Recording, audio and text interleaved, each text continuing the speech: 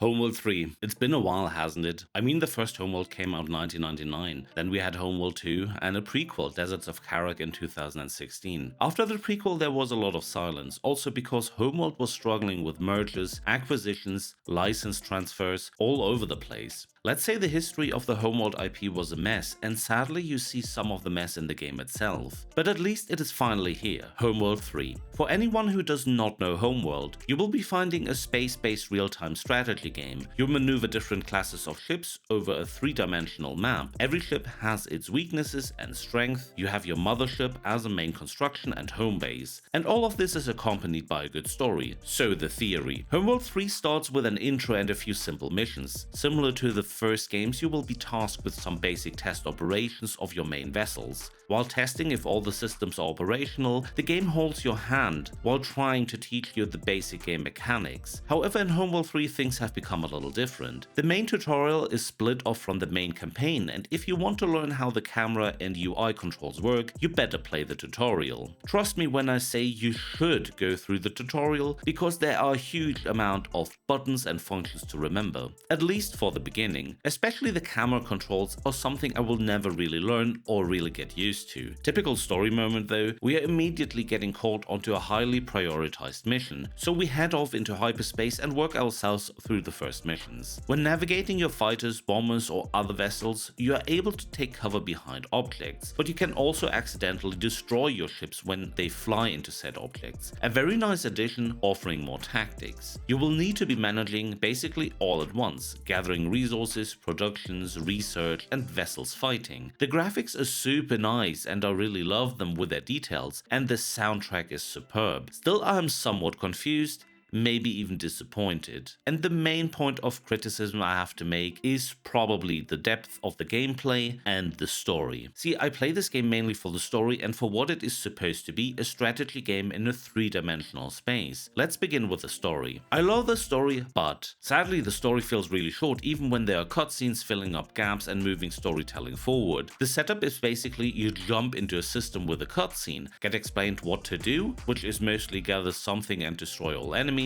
then jump out when the cutscene takes over. There is storytelling. The story is being told by characters such as Fleet Command or Intel. Fleet Command is this time impersonated by Imogen Sujet, a new character introduced into the story, and sadly I cannot really build up a connection to her. At first I was very bound to the screen when she was introduced, being uncomfortable. Maybe she was even scared to be linked up to the ship. However, as the story progresses, the only expression she seemed to have is some kind of teenage angst. And while discussions and arguments during cutscenes continue, I have no clue who's really in command of the fleet. Is it really Fleet Command like the name says, or Intel? I really have to say the story quickly shifts between a great science fiction TV series like Babylon 5 or what we know from earlier Homeworld games, over to some kind of Netflix sitcom style and back again. I'm having a hard time to decide if I now like the story or not. Still, all in all, there is a mystery which we're going after. Ignoring the flaws, I do tend to enjoy what is presented, if there wasn't the immersion breaker of crashing to desktop after most of the missions. The gameplay mechanic is not as deep as in the previous iterations. I don't know, I have the feeling Blackbird Interactive and Gearbox have simplified a little bit too much for my taste, and while I thought Homeworld 2 had a little too much of micromanagement, I didn't expect to solve the issues by just removing much of it, but maybe giving more assistance. Map design, and while I like the space terrain, I think the maps are too small, way too small, at least it feels like it. They could have done so much more with today's engine and computer power. From the feeling these maps could have even been smaller than in the previous games, but they are probably not. And while different ship classes have their pros and cons on the map, Homeworld stays true to one aspect of real-time strategy of the old days. You will also manage to achieve your goals if you just throw everything at once in masses onto your enemy. Another old aspect, the pathfinding, is still rubbish as always. I have the feeling the latter will never improve in RTS games, just like having capes and other clothes glitching through hair and body parts in RPGs. You know, some game aspects are just there to stay. What I find disappointing about Homeworld 3 is the focus on war games in the future. Looking at the roadmap for the first year, I cannot find anything in regards of more story related content, and honestly just to have another war game doesn't really justify €60. I don't want to shit on this game, I'm a big fan of the Homeworld series and overall I like Homeworld 3, but please, for the price there could have been done more. More story, which was always one of the key elements holding this IP up. For the price of 60 euros, this is just not enough and not Game of the Year worthy. Bugs? Well, fighters sometimes refuse to fly, and Homeworld 3 has some very annoying crash to desktop problems as said earlier after some of the missions. I guess no game can be perfect nowadays, right? I hope they will fix this sooner than later. For the other issues, they delivered mod support, which is great, but does it really have to be the community to correct aspects of the game? To conclude, Homeworld 3 is a somewhat solid game with some big cracks in its walls. While certain gameplay aspects are enjoyable and there are big moments in the story, Blackbird Interactive and Gearbox gave me the feeling they don't really know right now how to proceed with this IP. On the one hand, I am happy this game got released, on the other, I wish they have waited until they have had a better idea. Would I recommend Homeworld 3 to you if you are an RTS fan? Yes, but maybe wait for a discount. Well, that's all from me today.